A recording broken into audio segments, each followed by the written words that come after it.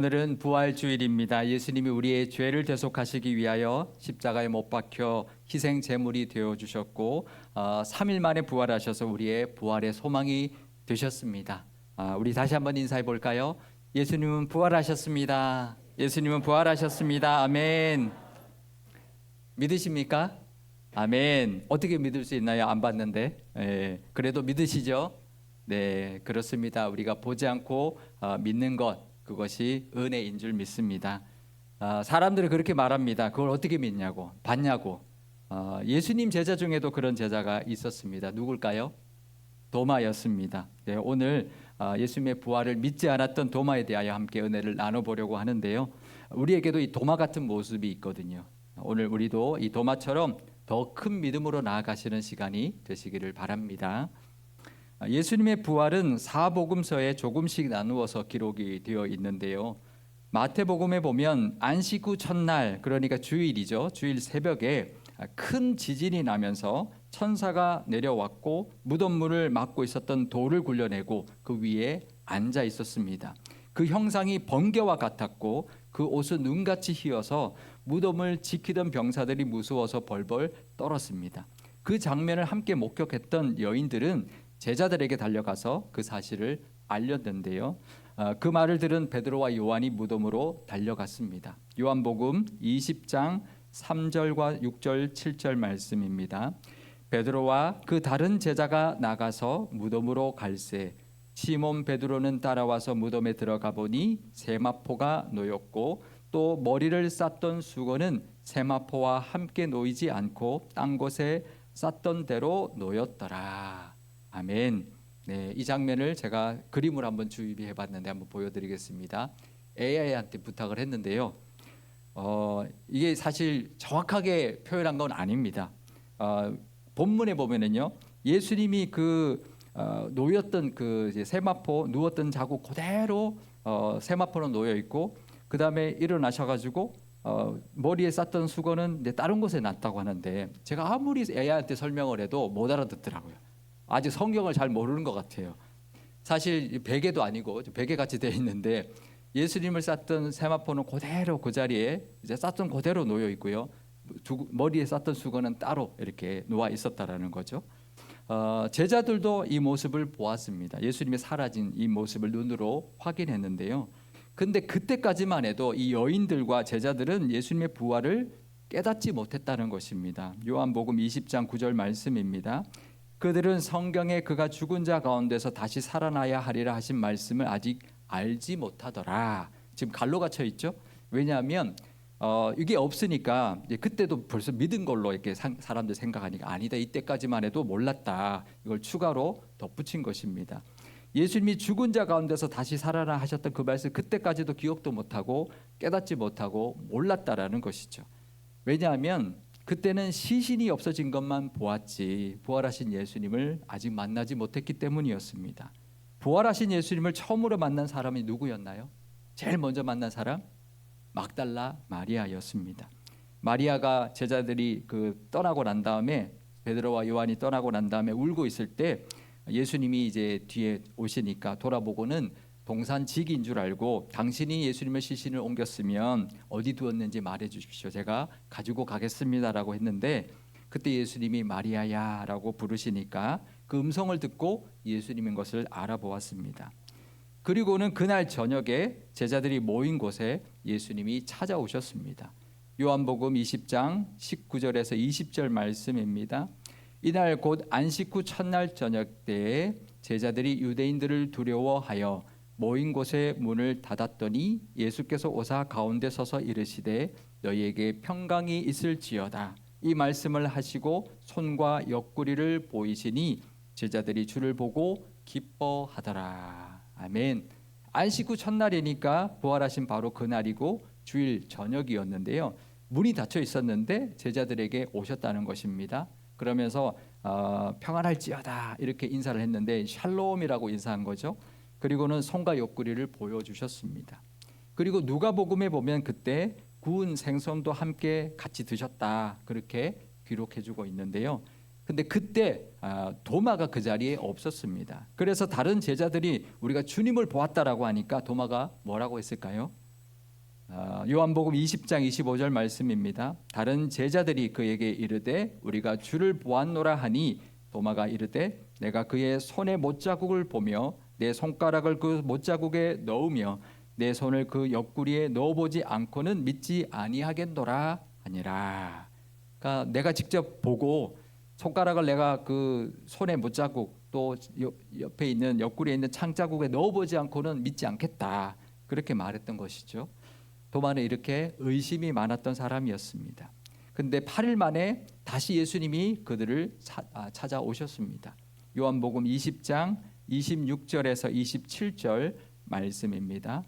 여드레를 지나서 제자들이 다시 집 안에 있을 때에 도마도 함께 있고 문들이 닫혔는데 예수께서 오사 가운데 서서 이르시되 너희에게 평강이 있을지어다 하시고 도마에게 이르시되 내 손가락을 이리 내밀어 내 손을 보고 내 손을 내밀어 내 옆구리에 넣어보라.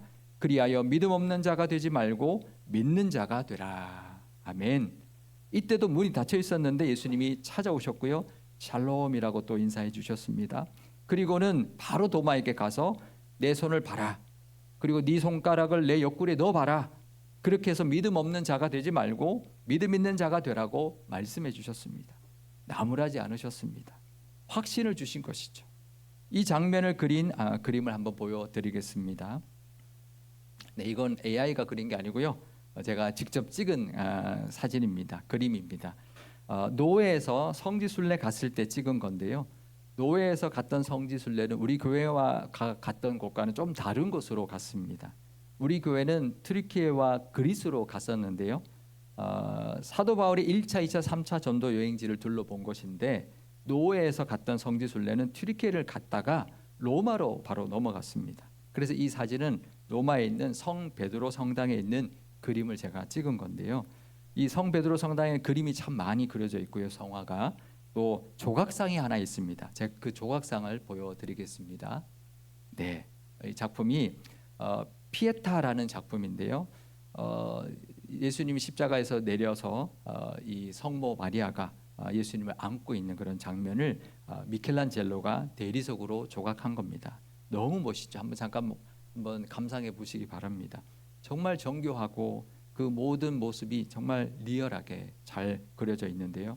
잘 새겨져 있는데 이런 작품은 한참 서서 보면서 저 장면도 묵상하고 그때 상황도 정말 상상하면서 묵상을 해야 되는데 시간이 별로 없더라고요.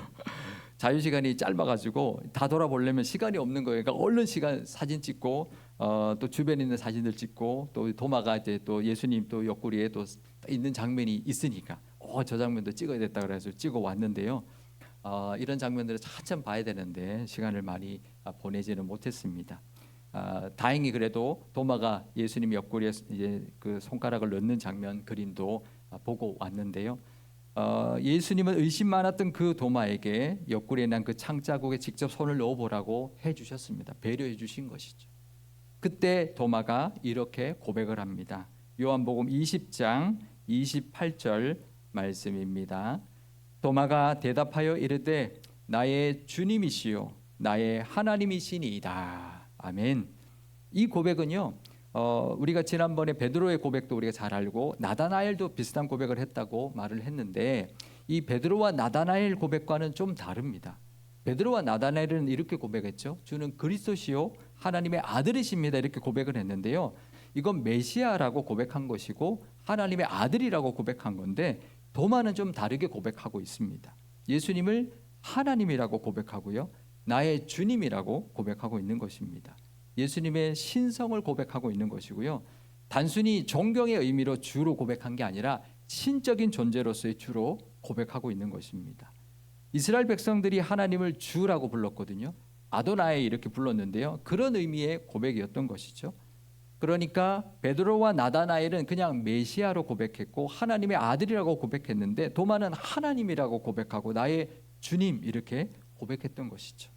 도마는 의심이 많았지만 그 의심을 넘어서 이제는 부활하신 예수님을 만나고 그 예수님을 하나님으로 고백하고 주로 믿고 고백하게 되었던 것입니다.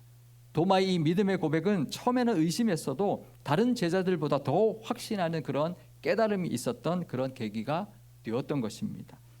우리도 의심할 수 있고 의문이 들 수 있습니다. 그런데 그런 의문과 궁금증이 있는 사람이요, 오히려 더 확신의 은혜를 누릴 수가 있습니다. 그러니 우리가 어떤 의심이나 또 의문이 들 때 묻고 기도해야 합니다. 이게 좀 이해가 안 되는데요, 하나님. 이건 어떻습니까? 그렇게 간절히 기도하면은요, 하나님이 도마에게 주셨던 것처럼 우리에게도 깨닫게 해주시고 확신을 주실 것입니다. 그리고 우리가 전도하다 보면 주변에 믿지 않는 사람들이 있죠. 그 사람들 보고 도마 같은 사람들이구나. 오히려 어떤 계기가 있다면 오히려 더 확신이 들어서 더 잘 믿을 수 있는 사람이 되겠다. 그렇게 믿고 끝까지 전도하시기를 바랍니다. 아마 전도해 보신 분들은 알 텐데요. 그런 사람들이 정말 나중에 정말 잘 믿고 정말 권사되고 장로되는 분들 참 많거든요. 그러니까 우리도 그런데 안 믿는 사람들 보고 도마 같은 사람이구나 이렇게 여기고 끝까지 전도하시기를 바랍니다. 근데요, 예수님은 거기서 그치지 않으셨습니다. 도마에게 또 이렇게 말씀해 주셨습니다. 요한복음 20장 29절 말씀입니다. 예수께서 이르시되 너는 나를 믿는 거로 나를 보는 거로 믿느냐? 보지 못하고 믿는 자들은 복되도다 하시니라. 아멘. 봐서 믿냐? 안 보고 믿는 자가 복되다 이렇게 말씀하셨는데요. 우리는 보지 않고도 믿으니 복된 줄 믿습니다. 아멘. 예수님 우리가 보고 믿었습니까? 예수님의 부활을 보고 믿었습니까? 아니죠. 보지 않고도 믿어진 것이죠. 은혜인 줄 믿습니다. 복된 믿음입니다. 이 복된 믿음을 우리가 선물로 받았으니 앞으로도 보지 않고도 믿는 믿음으로 살아가시기를 바랍니다. 우리가 그렇게 믿고 예수님의 자녀가 됐는데요, 자녀가 돼 살아갈 때는 또 믿음이 없어요. 하나님 우리의 기도를 다 들으시거든요. 우리의 형편을 다 알고 계시거든요. 그러니 우리가 앞으로 아직 기도 응답이 이루어지지 않아도 그 기도 응답이 우리 눈에 보이지 않아도 믿는 예수님이 하나님이 응답해 주실 것을 믿는 믿음으로 살아가시길 바랍니다. 아멘.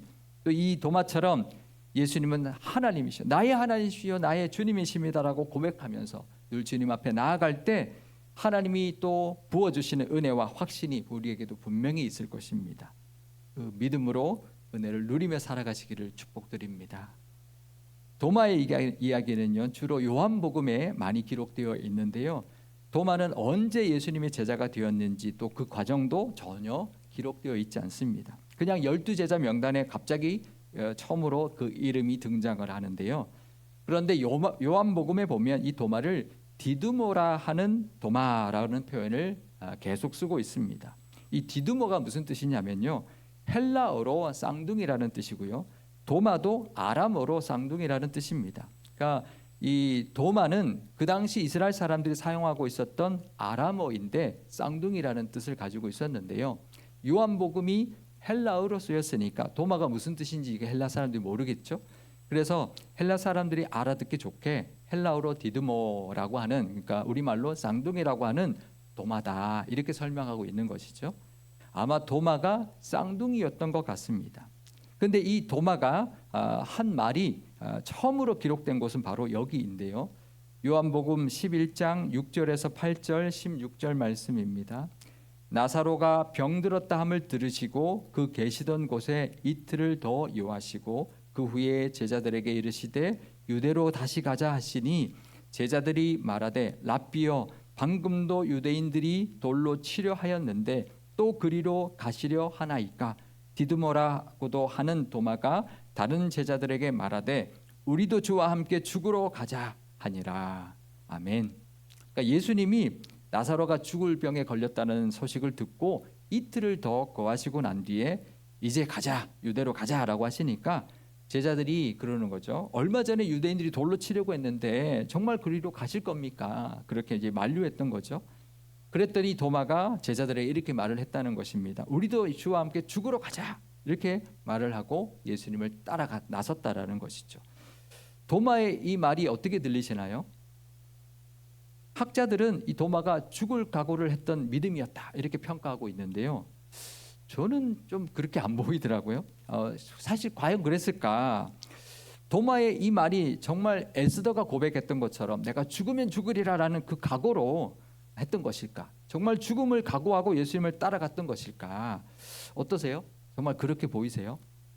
사실 그 동전은 아닌 것 같지 않으세요? 사실 제자들에게 그런 믿음은 아직 아무에게도 없었거든요. 예수님이 가자고 하니까 아마 그래 뭐 그냥 죽으러 가자. 뭐 한 번 죽지 두 번 죽냐. 뭐 우리도 그런 말 가끔 하잖아요. 정말 죽음을 각오한 게 아니라 이제 뭐 이렇게 가벼운 마음으로 우리도 할 때가 있는데 그런 마음으로 제자들에게 하면서 예수님이 가자고 하는데 가자. 뭐 한 번 죽지 두 번 죽겠니? 뭐 이렇게 말했던 게 아닐까. 과연 그 말이 진심이었다면요. 예수님이 잡히실 때 도망가지 말았어야죠. 예수님이 잡히실 때 제자들이 다 도망가고요. 죽으러 가자고 했던 도마도 그냥 냅다 도망가고 말았거든요. 도마의 이런 모습을 보면 우리와 참 닮았어요. 그죠? 우리도 그러죠. 그냥 하지 뭐. 믿음을 하나님 도와주시겠지. 그런데 실제 딱 되면 막 믿음이 흔들려요. 그죠? 그리고 언제 그러냐는 듯이 꽃무늬를 빼는 것이 우리의 모습인데요. 도마가 딱 그랬던 거죠. 참 우리와 닮은 사람입니다. 그런데 도마가 예수님의 그 옆구리에 손을 넣어보고 예수님을 하나님으로 또 주로 고백한 그 멋있는 고백을 한 뒤에 어떻게 됐을까요? 정말 변했을까요? 완전한 믿음의 사람이 되었을까요? 아니었습니다. 요한복음 마지막 장인 21장, 그러니까 그 고백이 20장에 있으니까 바로 다음 장인 거죠. 그 고백을 하고 난 다음에 바로 어떻게 했냐면 21장에 무슨 장면이 나오죠? 베드로와 요한이 갈릴리 바다로 가서 물고기를 잡는 그 장면이 나오는데 그때 도마도 같이 갔습니다. 요한복음 21장 2절에서 3절 말씀입니다. 시몬 베드로와 디두모라 하는 도마와 갈릴리 사람 나다나엘과 세베대의 아들들과 또 다른 제자 둘이 함께 있더니 시몬 베드로가 나는 물고기 잡으러 가노라 하니 그들이 우리도 함께 가겠다 하고 나가서 배에 올랐으나 그날 밤에 아무것도 잡지 못하였더라. 그러니까 도마도 같이 간 거예요. 도마도 부활하신 예수님께 그런 고백을 했지만 또다시 옛 모습으로 돌아가고 말았던 것입니다. 갈릴리 바다에 가서 그냥 물고기나 잡는 그런 옛 모습으로 그냥 옛사람으로 돌아가고 말았던 것이죠. 주와 함께 죽으러 가자 했던 그 비장함은 도망으로 끝났고요. 나의 주 나의 하나님이라고 했던 그 위대한 신앙 고백 뒤에는 또다시 물고기를 잡으러 갔던 사람이 바로 이 도마였습니다. 그런데 이 도마를 보고 참 미련하다, 참 믿음 없다 이렇게 손가락질할 수 있는 사람이 있을까요? 우리도 똑같잖아요.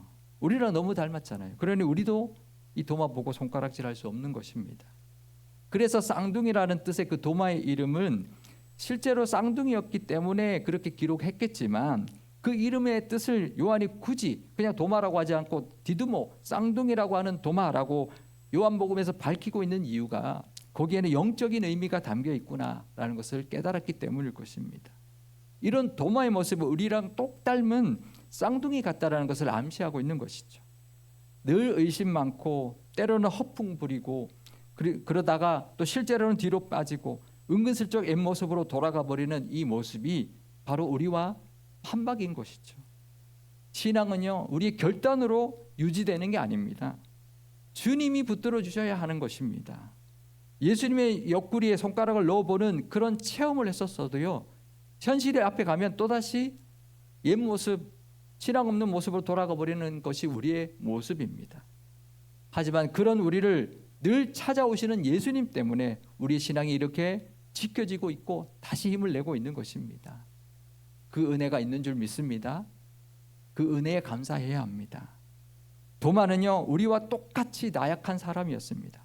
죽겠다고 각오했고 부활의 그 고백도 그를 완벽하게 만들지 못했습니다. 자기의 의지, 자기의 고백, 그것이 완벽하게 만든 것은 아니었습니다. 중요한 것은 도마의 모습이 아니라 그런 도마를 끝까지 포기하지 않았던 예수님의 모습입니다. 때로는 우리 모습을 보면서 나도 내가 실망스러울 때가 있으시죠. 내 믿음이 이것밖에 안 되나? 실망할 때가 있습니다. 하지만 우리를 향해 손 내미시는 예수님의 그 사랑이 우리에게 있습니다.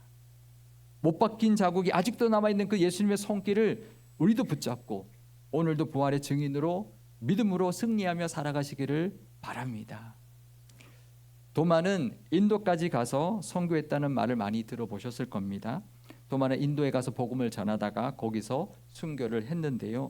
그의 유해는 아직도 인도에 안치되어 있습니다.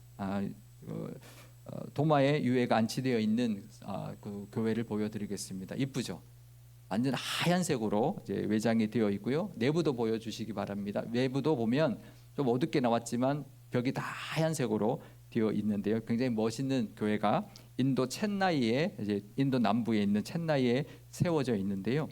16세기 포르투갈 선교사들이 그 무덤 위에 세웠다고 합니다. 근데요, 16세기면 1500년이 지난 거잖아요. 근데 그 위에 그 기념교회를 세웠다는 건데, 그게 그 도마의 무덤인지 도마의 유해인지 어떻게 믿을 수 있을까요?